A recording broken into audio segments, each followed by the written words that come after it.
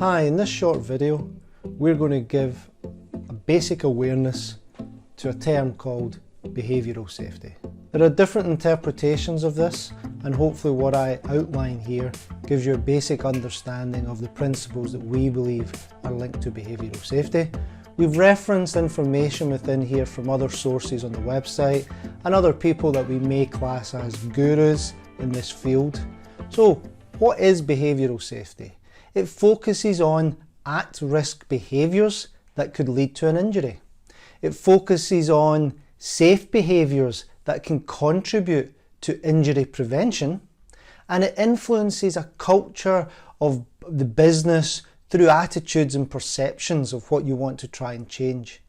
And importantly, it should help drive leading indicators rather than lagging indicators. So why should we have it?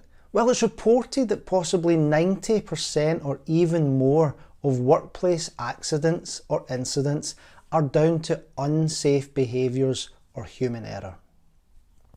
Either this could be intentionally or unintentionally.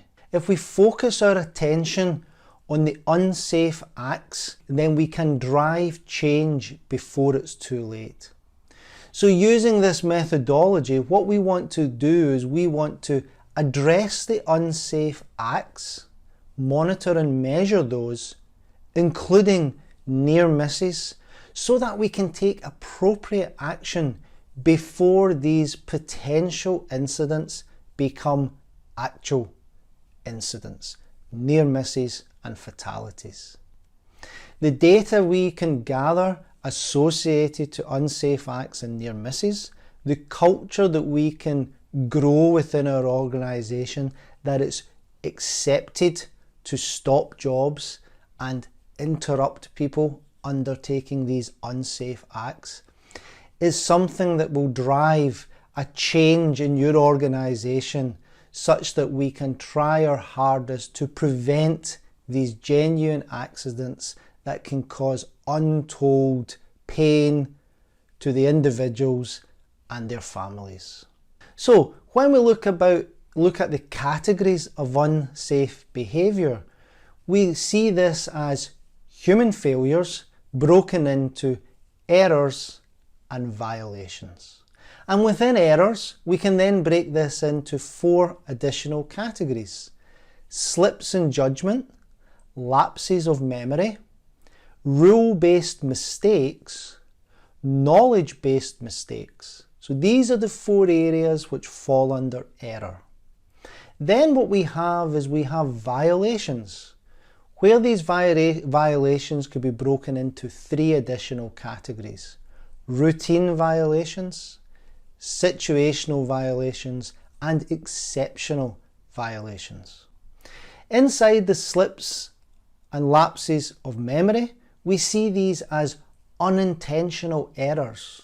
In the rule-based mistakes and the knowledge-based mistakes, we see this as habitual errors.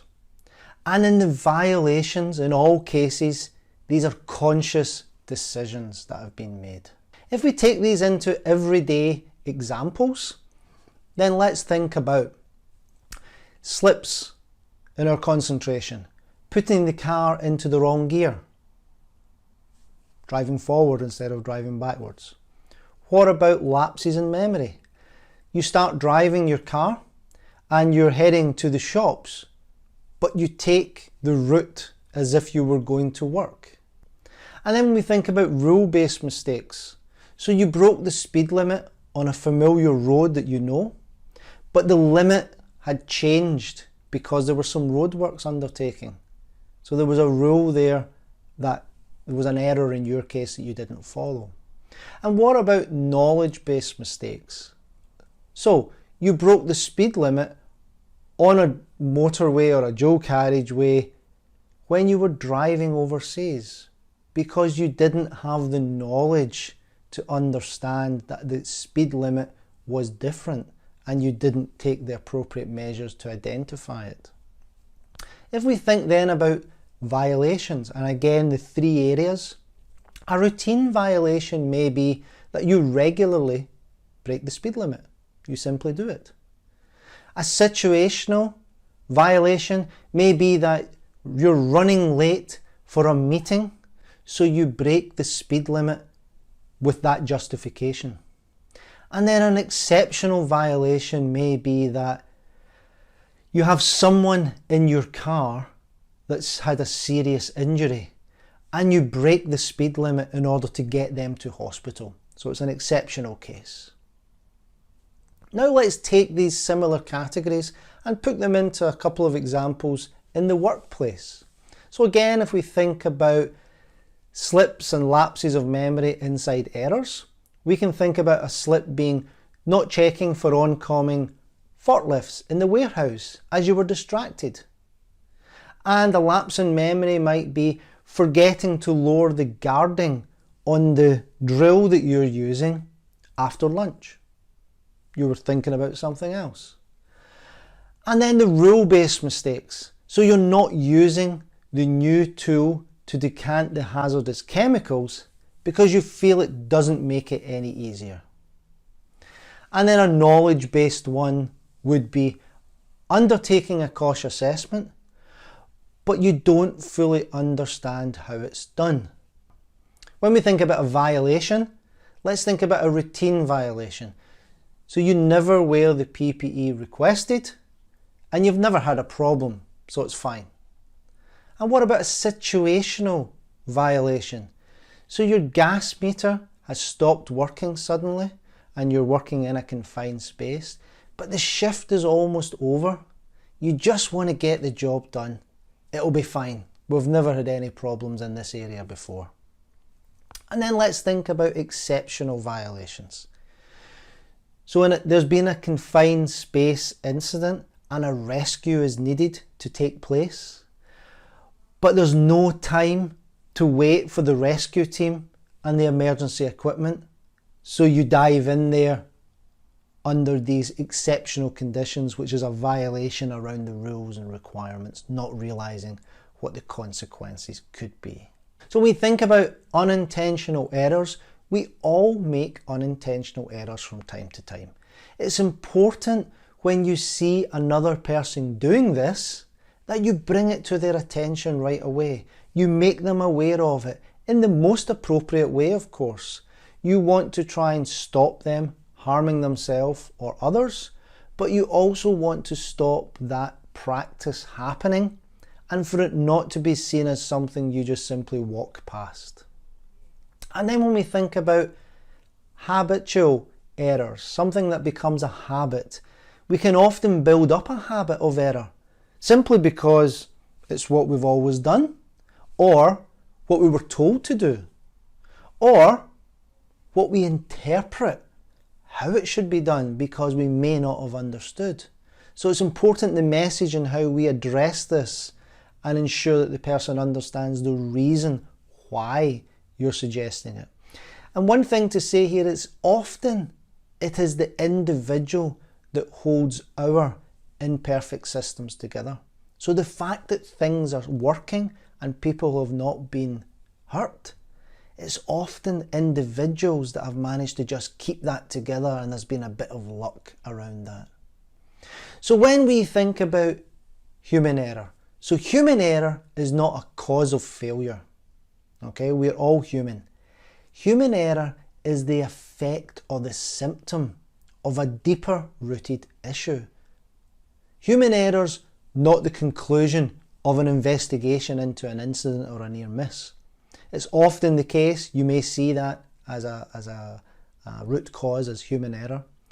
This should be seen as the starting point.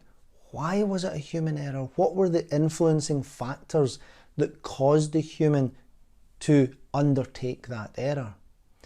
So often it's an individual that holds the system together, whether they are perfect or not. So think about it. We're all fallible. It's important to recognize it. So when we say that we've identified the problem as being human error, and that's the end of your investigation, let's think, what was he thinking to undertake that action that was an error? Why didn't she see what others could see? She should have known about it, But why not?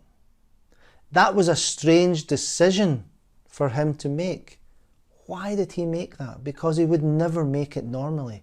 And often we have to think about the underlying factors and contributing factors that led to these people to make these errors, make these mistakes. And then when we think about violation, these are conscious decisions by individuals. So of course we want to try and stop them. We want to prevent them happening. But we also have to recognise that these could bring about greater safety concerns. They must not be ignored. However, it's important to recognise who should handle them.